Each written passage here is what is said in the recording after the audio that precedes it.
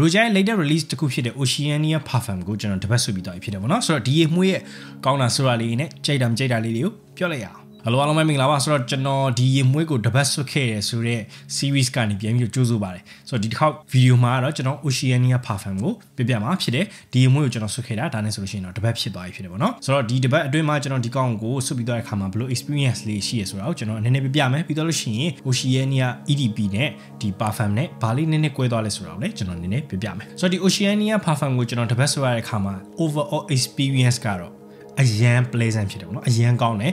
စိတ်ချမ်းသာရတယ်တော်တော်ကြီးကိုစိတ်ချမ်းသာရတဲ့ experience ရှိရလို့ပြောလို့ရတယ်ဒီကောင်ရဲ့အဖွင့်လေးနဲ့စပြီးပြောလိုက်ရအောင် Oceania ရဲ့အဖွင့်ကတော်တော်လေးကို fresh ဖြစ်ပြီး juicy ဖြစ်တဲ့ citrus note တွေကိုပေါင်းထားတယ်လို့ပြောလို့ရတယ် grapefruit lavender juniper berry နဲ့တမယာအနံ့တို့နည်းနည်းပါတယ်ပေါ့နော်အဲ့ဒါကိုမှသူ jasmine အနံ့လေးတွေတခြားပန်းအနံ့လေးတွေပါတာပေါ့နော်ဆိုတော့ထုံးစံအတိုင်းပဲ Oceania ရဲ့ထုံးစံအတိုင်းပဲ aquatic ဖြစ်တဲ့အနံ့တစ်ခုမဟုတ်ဘူးပင်လယ်ဘေးကပန်းကင်းတစ်ခုလိုအနံ့မျိုးထွက်နေမှာအဲ့ဒါကိုမှတော်တော်လေးကိုလှတဲ့ CH ကိုရတယ်ပေါ့နော်ဆိုတော့ဒီကောင်ကကျွန်တော်ဆွတ်တယ်ဆိုလို့ရှိရင်တနေရာကိုကျွန်တော်2ချက်ဆွတ်တယ်ဘာကြောင့်မလို့ကျွန်တော်တနေရာကို2ချက်ဆွတ်လဲဆိုလို့ရှိရင်တော့ဒီကောင်ကထွက်တဲ့ spray ကအရန်နဲတယ်ပေါ့နော်တော်တော်လေးနည်းနည်းလေးနဲ့မှုံလေးပဲသွားတာဆိုတော့ကျွန်တော်ဖြစ်ပြမယ်မြန်လာတော့မပြောတတ်ဘူးဒါလောက်သွားတယ် pressurize တော့တော်တော်လေးဖြစ်တယ်အမှုံလေးတော်တော်လေးသွားတယ်ဒါပေမဲ့ထွက်တဲ့အမောင်းကနည်းနည်းလေးပဲထွက်တာပေါ့နော်ဆိုတော့ British Channel ရဲ့ဒီ spray တစ်ချက်နှိပ်စာလောက်ကိုရဖို့တော့ဆိုလို့ရှိရင်ဒီကောင်ကိုကျွန်တော်တို့3ချက်လောက်နှိပ်ရမယ်လို့ပြောလို့ရတယ် Crete ရင်မွေးတစ်ခေါက်ထွက်စာရဲ့တစ်ချက်ဖြန်းစာရဲ့ဟာမျိုးမှီဖို့ဆိုလို့ရှိရင်ဒီကောင်ကိုကျွန်တော်တို့5ချက်လောက်ဖြန်းရမယ်လို့ပြောနိုင်တယ်ဆိုတော့ဒီကောင်မှာထွက်တဲ့ spray မောင်းလေးကနည်းနည်းလေးပဲထွက်တယ်ဒါပေမဲ့ pressurize ဖြစ်တာမို့တော်တော်လေးကောင်းကောင်းလေးပြန့်တယ်လို့ပြောလို့ရတယ်ဆိုတော့ဒီကောင်ကိုကျွန်တော်ကတော့တစ်ခါဆိုလို့ရှိရင်ကျွန်တော်4ချက်ကနေပြီးတော့6ချက်လောက်ကျွန်တော်ဆွဖြစ်တယ်ပေါ့နော်ဆိုတော့တနေရာချင်းစီကိုကျွန်တော်2ချက်ကို2ချက်အဲ့လိုမျိုးကျွန်တော်ဆွဖြစ်တယ်ဆိုပြီးသားတဲ့အခါမှာကျွန်တော်တို့ဒီနိုင်ဝက်ကနေတနာရီလောက်အတွင်းမှာတော်ကိုလှတဲ့ CH ကိုရရအောင်เนาะဒီကောင်ကိုဆွတ်ထားလိုက်လို့ရှိရင်အေးပြီးတော့ငွေလေးနဲ့စိတ်ချမ်းသာမှုရန်ကောင်းတဲ့ luxury scent နဲ့အနံ့တစ်ခုရနိုင်မယ်ဆိုတော့ဒီဟာကဘယ်လိုပြောလဲဆိုတော့ luxury scent နဲ့ spa အနံ့လို့ hotel နဲ့အဲ့လိုမျိုးကမ်းခြေနဲ့အဲ့လိုမျိုးပြောလို့ရတယ်ပေါ့နော်ဆိုတော့ရင်းနှီးပြီးသားအနံ့မျိုးတစ်ခုခုလိုမျိုးခံစားရလိမ့်မယ်ဒါပေမဲ့အဲ့ဒါကိုမှပို့ပြီးကွဲထွက်ပြီးပို့ပြီး luxury scent နဲ့အနံ့မျိုးဖြစ်နေတာ blend ကတော့အရန်ကောင်းလို့ねဒီမှာပါတဲ့ note တစ်ခုချင်းစီကအကုန်လုံးကသူ့ဟာနဲ့သူ harmony ကြကြနဲ့ခွဲထွက်မနေပဲနဲ့အကုန်လုံးကသူ့ဟာနဲ့သူလှနေရပါတော့ဆိုတော့ orchestra တစ်ခုနားခေါင်နေရတယ်လို့မျိုးပဲအကုန်လုံးကသူ့ဟာနဲ့သူ two piece နဲ့သူအကုန်လုံးကအဝင်ခွင်ကြဖြစ်နေတာဘယ်ဟာမှထိုးထွက်မနေဘူး Oceania ရေမွေးကြောင်ဆက်ပြီးပြောခင်မှာဒီထက်က Oceania ရေမွေးနဲ့တခြား Roja ရေမွေးတွေတခြား luxury ရေမွေးတွေစမ်းသုံးကြည့်ချင်တယ်ဆိုလို့ရှိရင်ကျွန်တော်ရဲ့ page ခွဲဖြစ်တယ်ဒီကမှသူကနေပြီးတော့ဒီကနေဝယ်ပြီးတော့စမ်းသုံးကြည့်လို့ရပါတယ်Oceania ကြောင်ဆက်ပြီးပြောလိုက်ရအောင် Oceania Parfum ကတော့ဒါအရန်ပူရရက်တယ်ဆိုလို့ရှိရင်ဆွတ်လို့ရန်ကောင်းတယ်ပေါ့နော်ကျွန်တော်ဆိုလို့ရှိရင်ဒီကောင်ချေးတဲ့ခါတွေမှာလည်းဆွတ်ဖြစ်တာများတယ်ကျွန်တော်ရေကူးရင်လည်းဆွတ်ဖြစ်တယ်ရေကူးကန်ဘေးမှာထိုင်နေလည်းဆွတ်ဖြစ်တယ်ကန်းကြီးသွားရင်လည်းကျွန်တော်ဆွတ်မဲ့ထဲမှာပါတယ်လို့ပြောလို့ရတယ်ပူလေးဒီကောင်ဆွတ်ထားရင်လူကအေးတယ်ပဲပြီးကိုဘေးကလူတွေကလည်းအကုန်လုံးကအေးလေးအနှံ့လေးကြောင်မလို့စိတ်ချမ်းသာမယ်အနှံ့တစ်ခုလို့ပြောလို့ရတယ်ဆိုတော့ဒီ Oceania Parfum ကကျွန်တော်အရှိကတစ်ခေါက်ဗီဒီယိုမှာဆိုလို့ရှိရင် 30ms ရဲ့ Ogivray ကျွန်တော် review လုပ်ခဲ့တဲ့အခါမှာကျွန်တော်ပြပြခဲ့ဘူးလေပထမ3-5ရက်လောက်ကတော့ကောင်းတယ်ဒါပေမဲ့နောက်ပိုင်းနည်းနည်းရိုးသွားတဲ့ဟာမျိုးဖြစ်တယ်ဒါပေမဲ့ Oceania Parfum ကတော့အဲ့လိုမျိုးဖြစ်မနေဘူးပေါ့နော် Roja ကိုကျွန်တော်ကြိုက်တာအဲ့ဒါကြောင့်မလို့လည်းပါတယ်ကျွန်တော်တို့ဆွတ်တဲ့ရက်တိုင်းမှာတရက်မှုတရက်တိုင်းကအနံ့ကိုအရသာနည်းနည်းလေးကွဲပြီးတော့တမျိုးစီခံစားရတယ်ပေါ့နော်ဆိုတော့ complex ဖြစ်တဲ့အနံ့ကြောင့်မလို့လည်းပါတယ်ပေါ့လေOgivray တော့ဘာလို့ကြာနည်းနည်းလေးရိုးရှင်းတဲ့အထဲမှာပါတာကြောင့်မလို့ကြာတော့ရိုးသွားတဲ့အထဲမှာပါတယ်လို့ပြောလို့ရတယ်ဒီကောင်တွေကကြာ complex ဖြစ်တဲ့အနံ့မလို့ဒါကျွန်တော်တပတ်ဆွတ်တဲ့အခါမှာလည်းတစ်ပတ်လုံးကျွန်တော်ရိုးသွားရဆိုတာမရှိဘူးပေါ့နော်သူ့ဆိုတာအမြဲတမ်းကောင်းနေတယ်လို့ပြောလို့ရတယ်ဒီမို့ကျွန်တော်တို့ outdoor တော်တော်လေးသွားဖြစ်တဲ့တရက်မှာ testလုပ်ဖြစ်တယ်ပေါ့နော်ဆိုတော့အဲ့ဒီနေ့မှာဆိုလို့ရှိရင်ကျွန်တော်တို့ကကစားကွင်းသွားတာပေါ့နော်ကစားကွင်းသွားတဲ့ဟာမှာကျွန်တော်မနက်ပိုင်းကိုကျွန်တော်6ချက်ဆွတ်သွားတယ်အဲ့ဒီအနံ့ကကျွန်တော်တို့ဒီမနက်ပိုင်း9နာရီလောက်ကနေပြီးတော့ညနေ2နာရီ3နာရီလောက်ထိကိုကောင်းကြီးကို strong ဖြစ်နေကိုရနေသေးတယ်ပေါ့နော်အဲ့ဒီနောက်ပိုင်းမှာကျွန်တော်နည်းနည်း top up လုပ်လိုက်တယ်ပြီးသွားတဲ့အခါမှာကျွန်တော်အိမ်ပြန်လို့ည9နာရီရောက်တဲ့အချိန်မှာလည်းဒီကောင်တော်တော်လေးမှုှွှေးလေးကိုရှိနေသေးတယ်လို့ပြောလို့ရတယ် performance longevity ကတော့ပြောစရာမရှိဘူးတော်တော်လေး fresh ဖြစ်တဲ့အနံ့တစ်ခုကိုတော်တော်လေး performance ကောင်းတယ်လို့ပြောနိုင်တယ် alright so ကျွန်တော်ဒီနေရာမှာ Eau de Parfum နဲ့ကျွန်တော်နည်းနည်းလေး comparison လေးနည်းနည်းလုပ်လိုက်ရအောင် Roja Oceania Eau de Parfum နဲ့ဒီ Roja Oceania Parfum တို့မှာဘာတွေကွာလဲဆိုလို့ရှိရင်အဖွင့်ပိုင်းပေါ့နော်ပထမဆုံးစပြီးဆွတ်လိုက်မယ်ဆိုလို့ရှိရင် Eau de Parfum ထက်ဒီ Parfum ကပို့ပြီးတော့ juicy ဖြစ်တဲ့အနံ့ကိုခံစားရလိမ့်မယ်ပေါ့နော်ပို့ပြီးတော့ fresh ဖြစ်တယ်ပို့ပြီးတော့အရေရွှဲနဲ့ခံစားချက်မျိုးကိုရလိမ့်မယ်နှစ်ခုလုံးကတော့ smooth ဖြစ်တယ်ဒါပေမဲ့ဒီ parfum ကတော့ like 20% 30% လောက်ပို့ပြီး smooth ဖြစ်တယ်ပေါ့နော်ဒါကတော့ကျွန်တော်တို့ဒါ Roja ရဲ့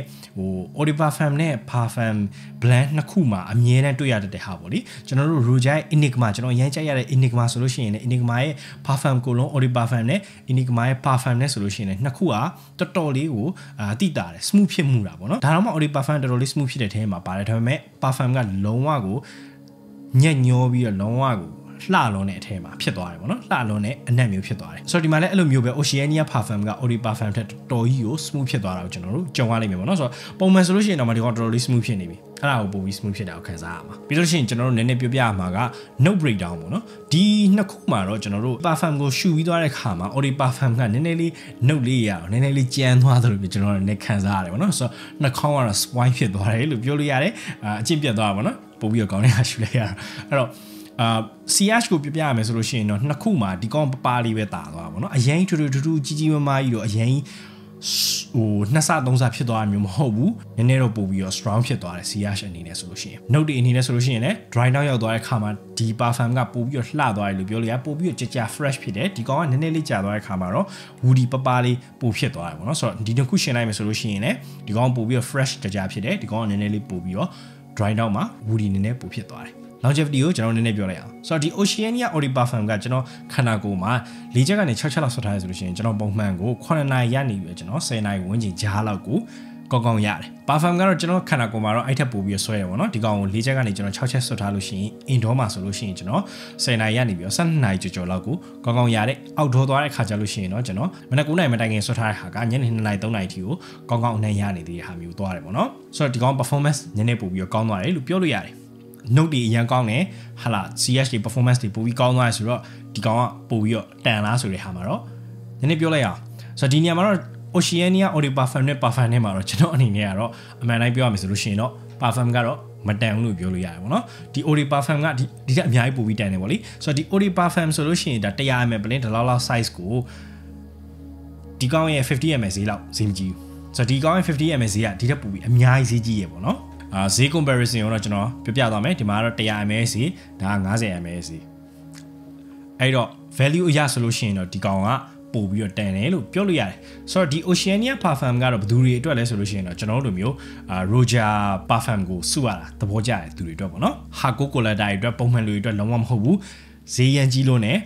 ဒါပေမဲ့ကိုလူက Roja အနံ့တွေကိုအရန်ချိုက်ပြီးတော့ collect လုပ်ရတာသဘောကျတဲ့သူတွေအနေနဲ့ဆိုလို့ရှိရင်တော့ဒီကောင်ကတော်တော်လေးကိုစိတ်ကြည်နေစီမဲ့အနံ့တစ်ခုလို့ပြောလို့ရတယ်တခြားဒီ Roja ရဲ့ parfum ရေမွေးဖြစ်တဲ့ Elysian Parfum တို့ Apex Parfum တို့ Vetiver Parfum တို့အဲ့လိုမျိုး parfum တွေကိုစုရတာကြိုက်တဲ့သူတွေအနေနဲ့ဆိုလို့ရှိရင်တော့ဒီ Oceania Parfum ကိုစုတင်တယ်လို့ကျွန်တော်တို့ပြောချင်တယ်ပေါ့နော်ဒီနေရာမှာတော့Ori Parfum ရှိပြီးသားဆိုလို့ရှိရင်တော့ဝယ်ဖို့အလောက်ထိတော့အောင်ပေးဘူးတိတ်ပြီးတော့မလိုနေဘူးပေါ့နော်ဒါပေမဲ့ Oceania Ori Parfum ပလင်းကကုန်ကန်နီးပြီဆိုလို့ရှိရင်တော့ဒီ Oceania Parfum ကိုဝယ်ဖို့အတွက်ကျွန်တော်တို့ recommend ပေးခြင်းနဲ့ပို့ပြီးတော့ဆွဲတယ်ပို့ပြီးတော့လှတဲ့ note တွေကိုခံစားရလိမ့်မယ်ဒါပေမဲ့ဈေးရတော့မတန်သေးဘူးအဲ့တော့ပြောလို့ရှိရင်တော့ Blue Edition နဲ့လည်း exclusive တော့လိုမျိုးပဲပေါ့နော်ဆိုတော့အရန်ကောင်းလားဆိုရင်တော့အရန်ကောင်းတယ်တန်လားဆိုရင်တော့လုံးဝမတန်ဘူး quality အနေနဲ့တော့အရန်ကြိုက်တယ်ဒီရေမွေးကိုအနံ့ကိုမှဒီရေမွေးအနံ့ကိုအရန်ကြိုက်တယ်ဆိုလို့ရှိရင်တော့စုတင်တယ်ကျွန်တော်တို့ကတော့ Oceania ဆိုတာဒါကျွန်တော်ငပလီကိုအမြဲတမ်းသတိရစေတယ်ရေမွေးဖြစ်တယ်ပေါ့နော်ဆိုတော့ဒါကြောင့်မလို့ကျွန်တော်ကတော့ဒီကောင်ကိုစုပြတာအဲ့တော့ကျွန်တော် Oceania Parfum ကြောင်းဒီမှာပဲဆုံးသက်လိုက်ရအောင် right ဆိုအခုလိုမျိုးဒါကျွန်တော်တပတ်ချင်းစီကိုစွတ်တဲ့အနံ့မျိုးတွေကို